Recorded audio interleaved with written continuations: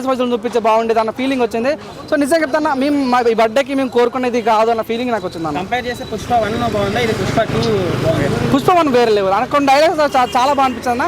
చూద్దాం మరి, ఇంకా సినిమా చెప్పలేం కదా, సినిమా స్టోరీని బట్టి సినిమా ఉంటాయి కాబట్టి. ఎలివేషన్స్ అని ఎలా అనిపిస్తున్నాయి? ఫస్ట్ గ్లిమ్స్ వచ్చింది, ఇప్పుడు నిన్న టీజర్ వచ్చింది, ఎలా అనిపించింది? ఎలివేషన్స్ అని ఎలా? ఎలివేషన్ బాగా, తను సీరియస్ అవ్వటాలు, ఒక డైలాగ్ లైక్ ఇట్లా హూ అనటాలు, అది చాలా బాగా అనిపించింది.